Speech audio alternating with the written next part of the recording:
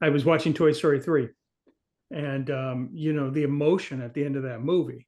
Yeah. The boy, the young guy's going away to college. There's his mom looking at the room, and anyone Yeah. who's had a child go away to college knows that feeling, right? Yep.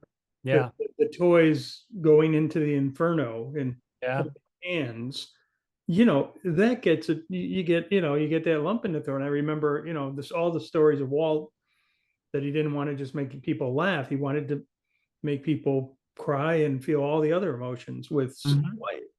White. So when Disney is like building these stories, when you're doing training, traditions and all that, are they all thinking about, and again, being a former cast member yourself, former leader at Disney, were you all thinking about how you wanted guests to feel? Yeah, I mean, absolutely. And there were all sorts of perspectives that we were taught in traditions and then through continual training after that. I know when I started, there were the 7 guest service guidelines. And, there were things like make eye contact and smile, preserve the magical guest experience.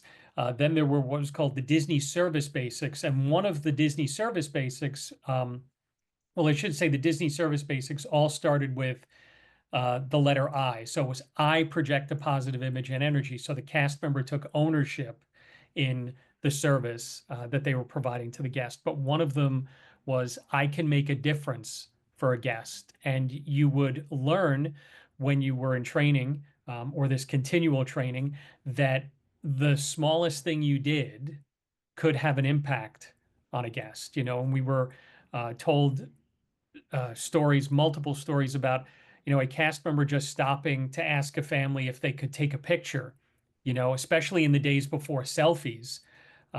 It could be the only time that that family would be together in a picture that whole vacation. There were stories of guests who wrote in and said, I never saw this family member again after this vacation, and this was our last picture together, and we wouldn't have it if this cast member didn't take it, so you really learned um, that the smallest thing you did, like taking a picture or wishing somebody happy birthday or taking just a few minutes to help someone find an attraction or a restaurant or a show, really had an impact on the guest experience there. No, when the thing is, whenever there's another way to take that sometimes, and it can almost sound formulaic, like make eye contact, say hello, and some might say, I'll play devil's advocate, and they might go, well, then it's not really sincere. It's like everybody has to follow this script. Do they really care? Right. What would you say to that? I would say something that was expressed at Disney was that it should feel sincere. And an example that was used was, you know, there's a reason that people who come to a Disney theme park are not called visitors or tourists or customers. They're called guests because you were taught as a cast member that those who come to the theme parks, to the resorts, are like guests coming to your home. And in the same way that a guest would come to the front door in your home who had never been there before, somebody you had invited over, you knew they were coming, you don't stay on the couch and say, come on in, the door's open. You get up to the door and you open the door and you say, hello, welcome, come on in.